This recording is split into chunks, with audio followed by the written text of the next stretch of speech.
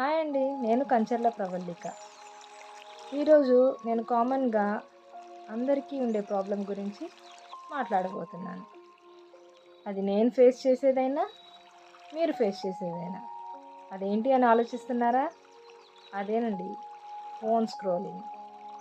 Screen time అని కూడా మనం అంటాం.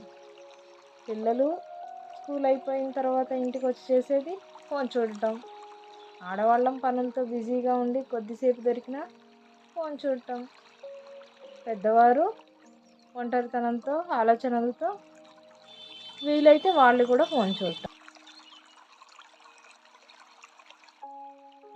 మరి వీటన్నిటికీ సొల్యూషన్ ఏంటి అని ఎప్పుడైనా ఆలోచించారా? ఇప్పుడు నేను ఆ సొల్యూషన్ని మీకు చెప్తాను.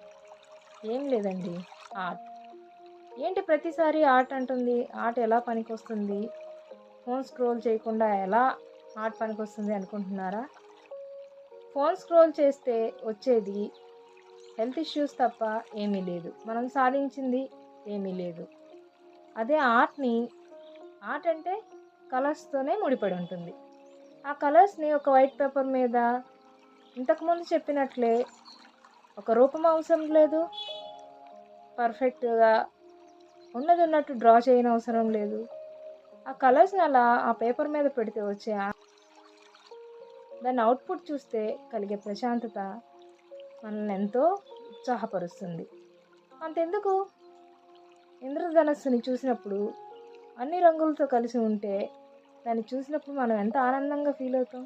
అదిగో ఇంద్రధనస్సు వచ్చింది, అదిగో రెయిన్బో అంటూ పిల్లలు, పెద్దవాళ్ళం కూడా చిన్నపిల్లలం అయిపోయి దాన్ని చూస్తాం కదా.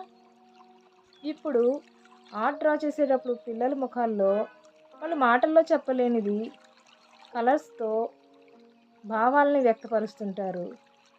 మనం పనులు చేస్తూ మనకు టైం కేటాయించుకోలేనప్పుడు ఒక రంగుతో ఏది గీసినా సరే నేనేదో సాధించాను, ఇన్నాళ్ళు నేనేం చేయలేకపోయాను అని చాలా ఉత్సాహంగా ఉంటాం. పెద్దవారిని కూడా ప్రోత్సహించి ఆ రంగులతో కొద్దిసేపు కేటాయించమంటే